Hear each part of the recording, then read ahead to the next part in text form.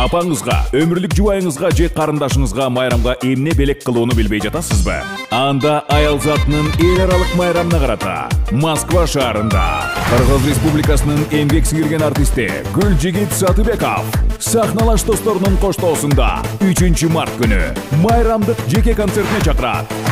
Айланам, айланам, ушул кыздан айланам. Метро Багратионовская, ДК Горбунова, улица Новозаводская, 27. Башталышы 19:00. Башкы демөөрчү Маркар Mass Motors. Айланам, айланам. УКМК тизилип турган кайгылуу кызматкерлердин арасынан шектүүлөрдү кармап кетти. Бүгүн 1 мартта Улуттук коопсуздук мамлекеттик комитети Бишкек шаардык ички иштер башкы башкармалыгынын кайгылуу кызматынын кызматкерлерине профилактикалык иш-чара өткөргөнүн кабарлады. Маалыматка ылайык 29 февралда УКМК кызматкерлери кайгылуу кызматынын аянтына келип, кызмат абалынан кыянаттык менен пайдаланууга тиешеси бар инспекторлордун атын атап, аларды суракка алып кетишкен. Атайын кызмат шектүү кызматкерлерге карата мыйзам чегинде чаралар көрүлөрүн билдирди. Булак суу беркежи. Душанбе шаарында электр жарыгы жана жылуулук толугу менен өчтү. Коңшу Тажикстандын борбору Душанбе шаарында электр энергиясы, жылуулук өчүрүлүп, уюлдук байланыш үзгүлтүккө учурады. Бул тууралуу тажикстандык басылмалар жазышты. Тажикстандын борборунда бүгүн 1 март Бишкек убактысы боюнча саат 12:00 электр энергиясы өчүрүлүп, батареялар дароо муздаган. Шаардык электр тармактары чалууларга жооп бербей жатат. Авариялардын себептери тууралуу эч нерсе белгисиз. Азыр Душанбеде -1 градус суук болуп, кар жаап жатат. Мындан тышкары өлкөнүн көпчүлүк аймактарында электр жарыгы жок. Булак суу беркежи.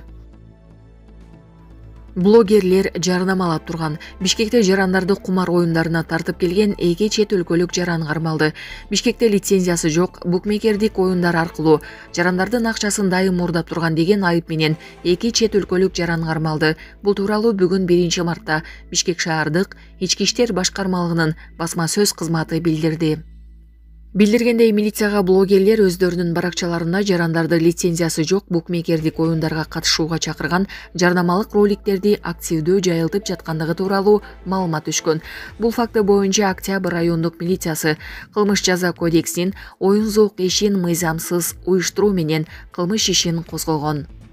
Иликтөөдө лицензиясы жок букмекердик кеңселерге кирүү мүмкүнчүлүгүн камсыз кылуу аркылуу кызматтык иштерди жүргүзүп, жарандардын акчасын системалуу түрдө уурдоо менен алектенген 2002 жана 2004 жылы туулган чет элдик жарандар кармалган. Шектүүлөр жарандарды тартуу үчүн жергиликтүү блогерлерди пайдаланышкан. Ишкананы тинтүү учурунда акча каражаттары, документтер, электрондук алып жүрүүчүлөр, банк карталары жана кылмыш ишине тиешеси бар башка буюмдар алынган деп айтылат маалыматта.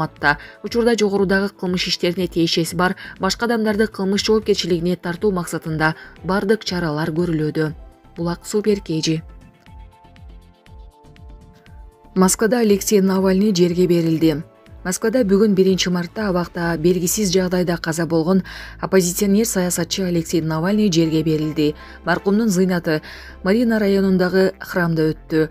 Сөөгү Борисовский көрүстөнүнө коюлду. Коштошуу иш-чарасына Навальныйдын ата-энеси, туугандары, жакындары киргизилди. Мындан тышкары аны менен коштошууга баргандар храмдан көрүстөнгө чейин колуна гүл кармап, жөө басып баргандар миңдеп саналарын маркумдун саналаштары билдиришти. Жол боюнда көрүстөнүн дегерегинде коопсуздук чаралары күчөтүлгөн. Полиция кызматкерлери атайын автомашиналар топтотулуп, темир тосмолор коюлган. Навальный каза тапканы 16 февралда белгилүү болгон. Орусиянын федералдык жаза аткаруу кызматы ал сейилдеп келгенден кийин өзүн начар сезип, дароо эсин жоготконун маалымдаган. Сөөгү энеси Людмила Навальнаяга 24 февралда гана берилген. Ал тергөөчүлөр Навальныйдын тажыясын жашыруун өткөрүүнү, болбосо абактын аймагына жерге берип салышарын айтып, ультиматум коюшканын билдирген. 47 жаштагы Навальный камакта 2021 жылдын январь айынан бери отурган. Былтыр августта ал экстремисттик ишмердүүлүк менен алектенген уюмду негиздөө жана каржылоо деген кине менен 19 жылга эркинен ажыратылган. Буга чейин Евроша иши боюнча айыпталып 9 жылдык жазасын өтүп жаткан. Орусиянын жогорку бийлигиндеги жемкордук тууралуу ачык айтып келген. Навальный өзүнө тагылган айыптарды четке каккан. Ал 2021 жылдын башында Орусияга Германиядан дарылануудан кайтып барганда кармалган. Бир катар укук коргоо уюмдары Навальныйды саясий туткун деп таанышкан. Булак Азаттык.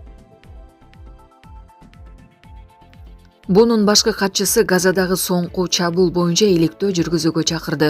Газада бир учурда 100дөн ашуун адамдын өмүрүн кыйган чабуул боюнча көз каранды эмес иликтөө жүргүзүү зарыл экенин Бириккен Улуттар уюмунун башкы катчысы Антонио Гутерриш билдирди. Бул тууралуу ал 29 февралда Сент-Винсент жана Гренадин өлкөсүндө Латын Америкасы жана Кариб бассейни аймагындагы өлкөлөрдүн кезектеги саммитинде сүйлөп жатып айтты.